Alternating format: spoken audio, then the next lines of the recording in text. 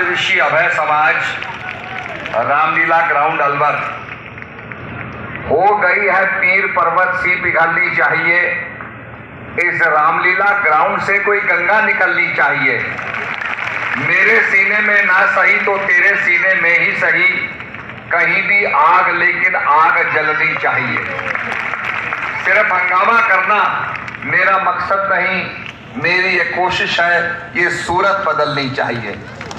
और इस सूरत को बदलने के लिए हमारे लोकसभा के आदरणीय प्रत्याशी भूपेंद्र यादव जी, जो केंद्रीय मंत्री भारत सरकार हैं, श्री संजय शर्मा जी राज्य मंत्री एवं विधायक अलवर, श्री अशोक गुप्ता जी जिलाध्यक्ष भाजपा अलवर, श्री संजय जी संयोजक लोकसभा चुनाव, श्री धर्मवीर शर्मा जी पूर्व जिलाध्यक्ष भाजपा, डॉक्टर करण सिंह यादव जी पूर्व सांसद, श्री बनवारी लाल जी पूर्व विधायक, रिटायर्ड आईपीएस महेश भारद्वाज जी, श्री दीपक शर्मा जी मंच संचालक, समस्त भाजपा कार्यकर्तागण, मोर्चों के पदाधिकारी, पत्रकार बंधुओं, इलेक्ट्रॉनिक मीडिया के यहाँ सभी नुमाइंदे और उपस्थित मातृशक्ति।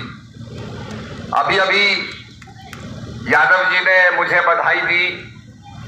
बड़े अरसे के बाद हमारे घर में एक लक्ष्मी का आना हुआ है। मैं सभी को बधाई देना चाहता हूं, पर एक बात कहना चाहता हूं कि लक्ष्मी कमल के फूल पर आती है। तो भाई आप सब लोगों को कमल खिलाना होगा।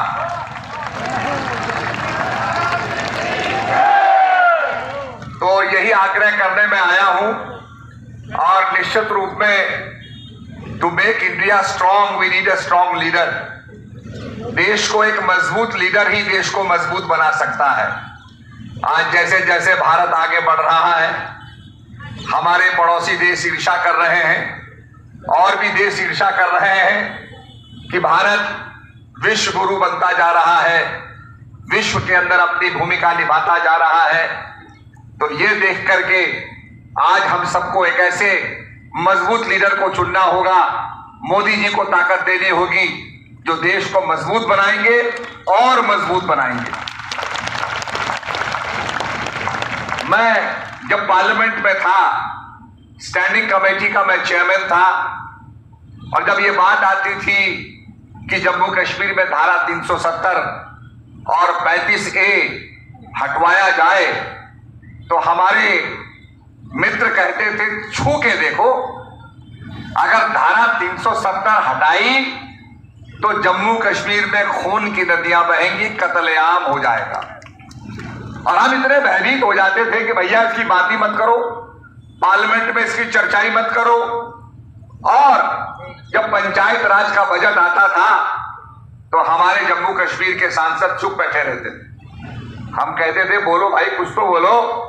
कहने लगे भाई हमारे यहाँ पंचायत राज नहीं है, पंचायत सिस्टम हमारे यहाँ नहीं है, कोई बजट नहीं है, हमारे यहाँ कोई पंचायतों के चुनाव नहीं होते हैं। तो हमको बड़ा आश्चर्य होता था। हमारे साथी मदन लाल सिंह और मदन लाल शर्मा जी थे, चुप रहते थे। मोदी जी ने साहस दिखाया। भाजपा के मैनिफेस्टो में था कि हम धारा 370 हटाएंगे, 35A भी हटाएंगे। और अमित शाह जी ने अपने वाक चातुर्य से और बुद्धि कौशल से अपने लोहा पुरुष होने का परिचय दिया और पार्लियामेंट के अंदर धारा 370 हटाई। आप बताइए, क्या खून की नदियां बही? कुछ नहीं हुआ। और इसके साथ साथ मैं ये भी कहना चाहूंगा कि धारा 370 हटी और उसके बाद क्या हुआ, ये भी मैं आपको बताना चाहता हूं। ये 5 करोड़ लोगों ने, इससे अधिक लोगों ने इलाज कराया है, इसका लाभ लिया है। स्वच्छ भारत जो है योजना, चंद्रमा के साउथ पोल में चंद्रयान उतारा गया, ये बहुत बड़ी उपलब्धि हमारी है। सबसे पहली बात तो यह है कि हमारे वैज्ञानिक किसी से कम नहीं है। और जिस देश में बैलगाड़ी चलती है, उस देश ने अपना रॉकेट उड़ाया, चंद्रयान उड़ाया और सफलतापूर्वक साउथ पोल में उसको उतार करके कर दिया, जहां कोई भी नहीं पहुंचा था। It was the dark region. और वहां पर जो खनिज पदार्थ हैं रेयर अर्थ है, जो यहां साइंस के लोग होंगे मेरी बात को समझेंगे। आपका जो मोबाइल है, इसके अंदर जो मैग्नेट होता है, आप बात करते हैं, वो मैग्नेट बड़ी तेजी से आवाज को फेंकता है। ये सब रेयर अर्थ का कमाल है। आपके कंप्यूटर के अंदर रेयर अर्थ लगती है, आपके सैटेलाइट्स के अंदर रेयर अर्थ लगती है।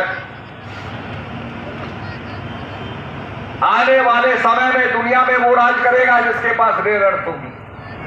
तो ये रेयर अर्थ के लिए मोदी जी ने कहा चंद्रयान साउथ पोल पे उतरा है और वहां खनिज पदार्थों का अवलोकन करेगा, ढूंढेगा कि वहां पर कितनी रेयर अर्थ है और उससे भारत को कैसे लाभ मिल सकता। तो कितनी बड़ी बात है, कितने डायमेंशन को मोदी जी ने देखा और सोचा, और वहां पर कॉलोनी बसेगी। और मोदी जी ने कहा कि आपको चंद्रमा की यात्रा एक टूर की तरह होगी, जैसे आप टूर करने जाते हैं वैसे चंद्रमा की यात्रा कर सकेंगे।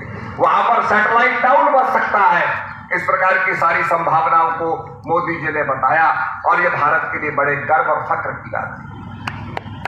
अयोध्या विवाद अंत हुआ, 500 साल पुराना मसला, भगवान राम का पावन मंदिर तोड़ दिया गया, लोग लड़ते रहे, शहादत देते रहे, हजारों लोग मर गए, कुछ गिने गए, कुछ अनगिनत थे, सबने शहादत दी और मोदी जी ने उसका हल भी निकाल दिया और भव्य राम मंदिर का निर्माण हुआ, रामलला की प्राण प्रतिष्ठा हुई और हमने दोबारा दिवाली मनाई प्रसन्नता पूर्वक, हर्षोल्लास से इस पावन पर्व को मनाया कि प्रभु आ रहे हैं।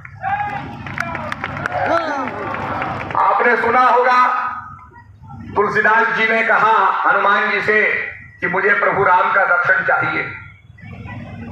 तुलसीदास जी चंदन घिस रहे हैं, चित्रकूट के घाट पर भाई संतन की भीड़, तुलसीदास चंदन घिसे तिलक करे रघुवीर। तुलसीदास जी का जन्म तो कलिकाल में हुआ और वो चंदन घिस रहा है और प्रभु तिलक कर रहे हैं। प्रभु भी कलिकाल में आ गए भक्त के लिए। ये बड़ा ऐतिहासिक क्षण है कि आपके सामने रामलला की प्राण प्रतिष्ठा हो रही है और भारत का जो सबसे बड़ा प्रधानमंत्री है वो रामलला की प्राण प्रतिष्ठा कर रहा है। महाराज जिसको आपने समर्थन दिया, जिसको 140 करोड़ लोगों ने अपनी ताकत दी, अपना समर्थन दिया, अपना आशीर्वाद दिया। जब मोदी जी किसी विदेश के नेता से हाथ मिलाते हैं तो उनके हाथ के साथ 140 करोड़ का भी हाथ होता है, आपका भी हाथ होता है। कांग्रेस पार्टी तो कहने लगी राम का कोई जन्म ही नहीं हुआ, राम का कोई प्रूफ ही नहीं है। हमने कोर्ट से कहा कि जब कोर्ट रामनामी की छुट्टी करता है तो रामनामी तो तभी हुई होगी जब राम जी का जन्म हुआ होगा। तो प्रभु राम का भव्य मंदिर बन रहा है और एक दिन आप भी जाके दर्शन करेंगे। और हमने आग्रह किया है कि एक ट्रेन चलनी चाहिए जनकपुर से अयोध्या को, उसका भी फिजिबिलिटी देखी जा रही है, तो अपने आप में बहुत बड़ी बात है। 3 तलाक